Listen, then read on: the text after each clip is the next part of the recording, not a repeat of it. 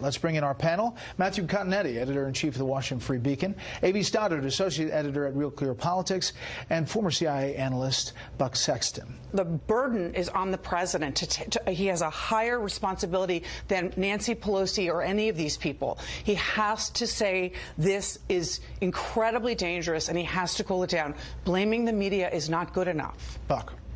The conversation about civility got drowned out very quickly. It didn't really last more than a few hours before they jumped beyond not just assuming that the perpetrator is probably of the right, a Trump supporter. That's the widespread assumption in most of the media coverage that you see, but that the president is responsible. So we've gone beyond even just, we don't know who did this. We have no idea what their real motivation was or what their purpose was to, well, really, Trump is somehow directly responsible for this as incitement. They're not saying that he built the bomb. He obviously didn't have glass shards at home and was constructing this thing on his own. What they are saying, though, rather explicitly, there were CNN chyrons today that referred to Trump's hit list. There were chyrons that said the president wasn't taking personal responsibility for this.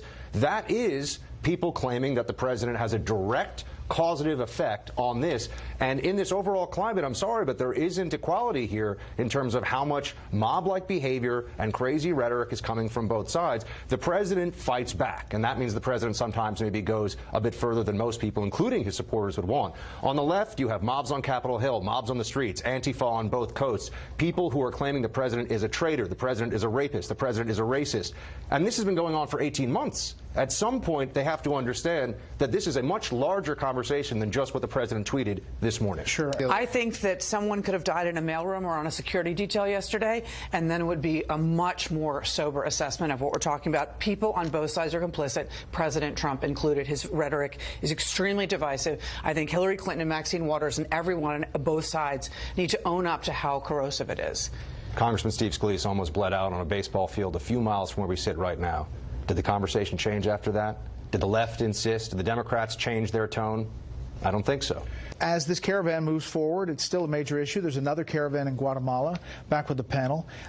Buck, what about this move and this issue? The president's taking the right steps here, and I appreciate that his rhetoric is that the law is the law and that we should have sovereignty on the border. The problem here is that there is a massive loophole that is being abused by people who know that if they show up and they're being coached along the way, we know this based on Border Patrol giving testimony and talking about if you go to a port of entry and say that you want to claim asylum, the process is that there is a process, meaning you get led into the United States, you're given a court date later. Very few of those people actually get asylum. Even fewer of those people are ever told that they have to leave the country. Specifically about Central America. Or actually do leave the country, rather, specifically from Central America. So when we say that we won't allow illegal immigration, if this caravan makes it to the U.S. border and they show up at a port of entry and all claim asylum, they're not actually illegal immigrants. They are going through that process. They only become illegal if they don't abide by the adjudication that comes later on. So this is a huge problem, and Trump alone can't actually fix it. There needs to be congressional action on this.